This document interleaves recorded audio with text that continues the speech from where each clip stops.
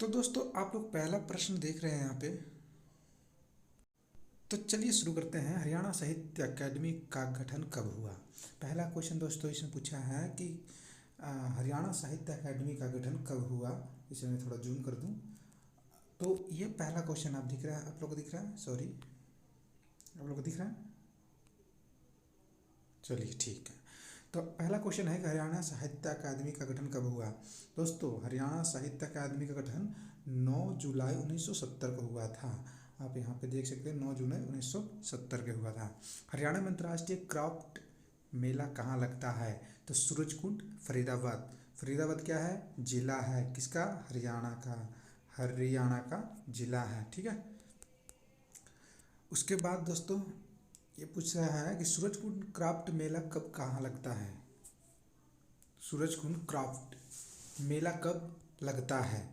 तो देखिए ऊपर पूछा क्या कि अंतर्राष्ट्रीय क्राफ्ट मेला हरियाणा में अंतर्राष्ट्रीय क्राफ्ट मेला कहाँ लगता है? तो सूरजकुंड फरीदाबाद में। अब पूछ रहा है कि सूरजकुंड क्राफ्ट मेला कब लगता है।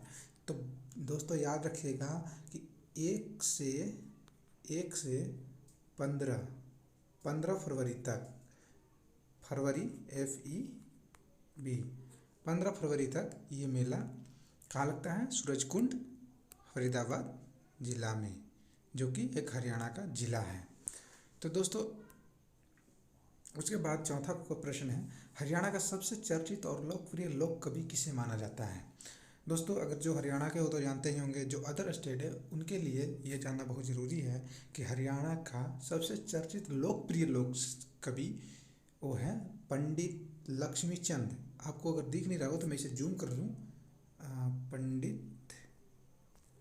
पंडित लक्ष्मीचंद। अब आप दिख रहे हैं। उसके बाद पांचवा प्रश्न है कि हरियाणा में सुल्तानपुर नेशनल पार्क किस जिले में स्थित है? दोस्तों अभी ये आपको जानना जरूरी है कि सुल्तानपुर पार्क किस जिले में स्थित है। तो ये गुड़गांव में है।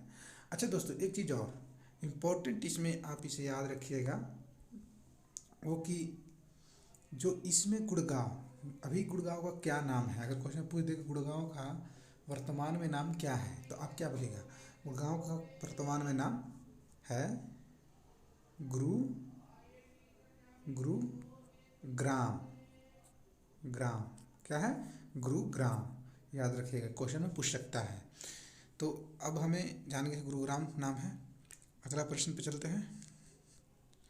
तो अगला प्रश्न है कि हरियाणा में कलेसर राष्ट्रीय उद्यान किस जिले में स्थित है? कलेसर राष्ट्रीय उद्यान किस जिले में स्थित है? तो यह यमुनानगर, जो दिल्ली साइड में है, ठीक है।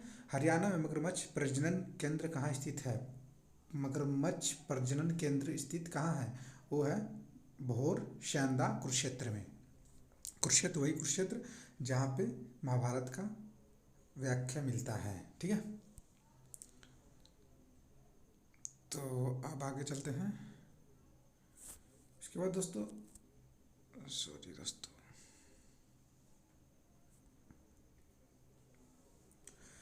आगे है कि हरियाणा में गिद्ध संरक्षण एवं प्रजनन केंद्र कहाँ स्थित है? देखिए ऊपर पूछा था कि मगरमच्छ प्रजनन केंद्र कहाँ है, वो कहाँ है? भैरव सैदा कुरुक्षेत्र में। और हरियाणा में गिद्ध संरक्षण एवं प्रजनन केंद्र स्थित कहाँ है? तो है पिंजोरा पंचकूला। क्या है? पिंजोरा पंचकूला में। इधर एक मिनट, पिंजोरा पिंजोरा, ठीक है, याद रखिएगा। फिर हरियाणा में मोर और चिंकारा प्रजनन केंद्र कहाँ है? चिंकारा प्रजनन केंद्र कहाँ है? वो है झाबुआ, रेवाड़ी। हरियाणा का एक जिला है रेवाड़ी, वो झाबुआ, वहाँ पे कोई जगह है झाबुआ, उसमें रेवाड़ी में इसका मोर और चिंकारा प्रजनन केंद्र है, ठीक है। उसके आगे है हरियाणा में इंडियन नेशनल डिफेंस यूनिवर्सिटी कहाँ बन रही है? ये क्वेश्चन आप ध्यान रखिएगा कि हरियाणा में इंडियन नेशनल डिफेंस यूनिवर्सिटी कहाँ बन रही है? वो है बिनोला, गुड़गांव। ये भी गुड़गांव मतलब कि गुरुग्राम में। कहाँ? गुरुग्राम में, ठीक है। चलिए, हरियाणा केंद्र विश्वविद्यालय कहाँ स्थित है? वो जाटपाली महेंद्रगढ़। कहाँ? जाटपाली महेंद्रगढ़ में, ठीक है। चलिए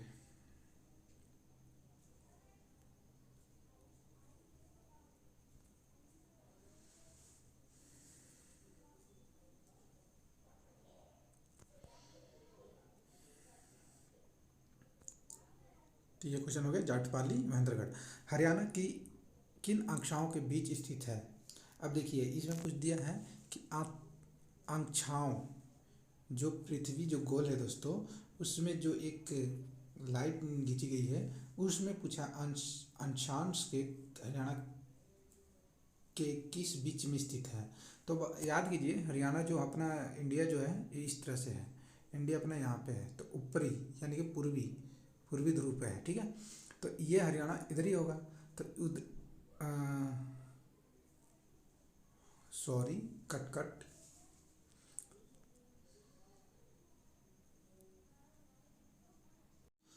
तो दोस्तों अब बात कर रहा है ये हरियाणा के बारे में। हरियाणा के अंशाओं के बीच स्थिति क्या है, ठीक है। मतलब कि हरियाणा का जो एक पृथ्वी अपना गोल है, उसके दोनों तरफ से एक ध्रुवों से एक रेखा गुजरती है जिसे अक्षांश रेखा बोलते हैं। तो इसमें ये हरियाणा का के बीच की स्थिति क्या है? तो इसमें हरियाणा की स्थिति है जो 27.39 उत्तर, ठीक है, उत्तर, ठीक है। और ये जो इसका एक है 30.55 अंश, ठीक है। आपको आंसर में मिल रहा होगा यह है, ठीक है, याद रखिएगा। हरियाणा किस देशांतर के बीच स्थित है? अब देखिए अब ये पूछ रहा है कि देशांतर, जो अब देशांतर ये जो लाइन गई है ये इंडिया अपना तो ऊपर है, ठीक है, उसी का देशांतर है ये 74.28 और 36 पॉइंट पूर्व देशांतर का मध्य स्थित है। कौन सी नदी हरियाणा, अच्छा ये देखिए, कौन सी नदी हरियाणा की पूर्व सीमा निर्धारित करके उत्तर प्रदेश से अलग करती है? अभी ये देखिए इसमें पूछा है कि जो नदी है वो हरियाणा के पूर्वी सीमा यानी पूर्व सीमा के निर्धारित करके उत्तर प्रदेश से अलग करती है, वो है यमुना नदी। आपने कभी गया होगा तो देखा होगा कि यमुना नदी और हरियाणा पूर्वी क्षेत्र अलग अलग दिखते हैं, ठीक है। चलिए आज के आगे चलते हैं। कट।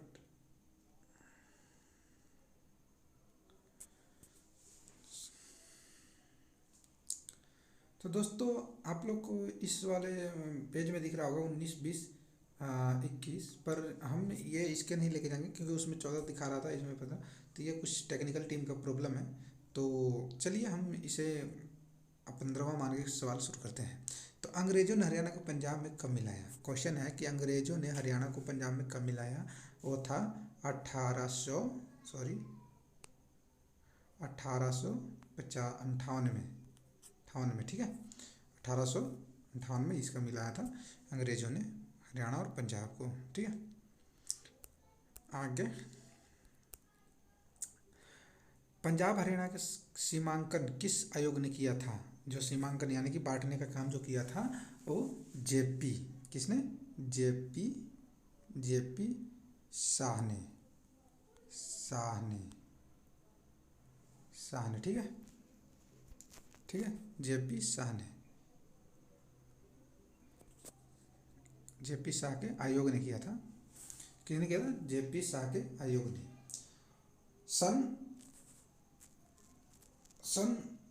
2011 की जनगणना के अनुसार किस राज्य में महिलाओं के प्रति 1000 पुरुष पर अनुपात सबसे कम मिला? वो है हरियाणा, जो कि 2011 की जनगणना के अनुसार यहाँ पे 1000 पुरुष पर सबसे कम महिलाओं के प्रति गिनी गई। 22 इसमें जो क्वेश्चन अगला है कि राजिया बेगम का कत्ल कहाँ हुआ? देखिए राजिया बेगम है, इनके बारे में हम अगले वीडियो में बात करेंगे विस्तार से। फिलहाल ये शॉर्ट क्वेश्चन का टॉपिक है, इसलिए हम इसमें शॉर्ट में ही बात करते हैं। तो राजिया बेगम का कत्ल कब हुआ? ठीक है, वो है कैथल। कैथल क्या है? कैथल एक जिला है हरियाणा का, कैथल,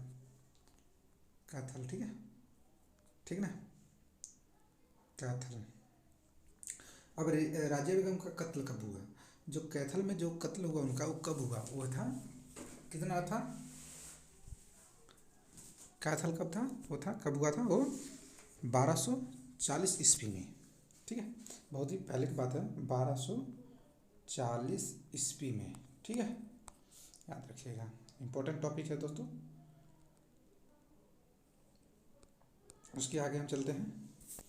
अब देखिए पहला, अब इम्पोर्टेंट क्वेश्चन यहाँ से चलने शुरू होगा। इम्पोर्टेंट मतलब बोले तो इम्पोर्टेंट, ठीक है। यहाँ से अब इम्पोर्टेंट क्वेश्चन है कि पानीपत का पहला युद्ध कब हुआ। हो सकता है ये पूछ दे, बहुत से प्रश्न पूछा है, वो है कि पानीपत का प्रथम युद्ध कब हुआ। तो आप लोग सभी जानते हैं, जिन्होंने पेपर दिया जिन्होंने नहीं दिया वो भी जान लें कि पानीपत का प्रथम युद्ध हुआ था वो 1526 ईस्वी में। यहाँ पे आप देख सकते हैं 1526 ईस्वी में, ठीक है। उसके बाद दोस्तों पानीपत का पहला युद्ध किस किस के बीच में हुआ था। अब ये देखिए पूछा है कि पानीपत का पहला युद्ध किस किस के बीच में हुआ था। तो इसका आंसर है इब्राहिम लोधी और बाबर के बीच में। इब्राहिम लोधी और बाबर के बीच में। आज का हम लास्ट प्रश्न करेंगे दोस्तों। आज का लास्ट प्रश्न है हमारे पास ये, पानीपत के प्रथम युद्ध में किसकी विजय हुई। उत्तर है बाबर। आज हम इतना ही करेंगे क्योंकि आज कल फिर मैं आपको लाइव हो सके आ सकूं। अभी थोड़ा सा टेक्निकल टीम से दिक्कत है, इसलिए मैं कहीं तो हो सके तो ये बता दूंगा। तो ये पानीपत का प्रथम युद्ध किसके बीच हुई थी, विजय कौन जीता था, कौन वो था, वो कौन था, वो था आपका बाबर, ठीक है। ओके दोस्तों, थैंक यू। वीडियो को लाइक कर दीजिएगा, सब्सक्राइब करिएगा। और दोस्तों देखो, अगर आप चाहते हैं कि पढ़ें, कुछ बनना चाहते हैं, हरियाणा पुलिस लेना चाहते हैं, तो आप प्लीज़ इस वीडियो को अपने रिश्तेदार के साथ भी शेयर करें, ताकि जो बच्चा तैयारी कर रहा है उसे ये मदद मिलेगा। ये जो दोस्तों आप देख रहे थे वीडियो, इसमें जो PDF है ये स्टैटिक जीके का एक महत्वपूर्ण PDF है। अगर आप लोगों को ये PDF चाहिए तो आप मेरे चैनल को सब्सक्राइब और लाइक करिए। और मेरा नंबर है, उस पर आप हमें व्हाट्सएप करिए, ताकि मैं उस पर आपको ये PDF प्रोवाइड करा दूँ। चलिए दोस्तों, आज के लिए बस इतना ही। मेरा नंबर मैं आपको डिस्क्रिप्शन बॉक्स में डाल दूँगा व्हाट्सएप का, उससे आप डायरेक्ट मुझसे संपर्क कर सकते हैं। धन्यवाद, थैंक यू।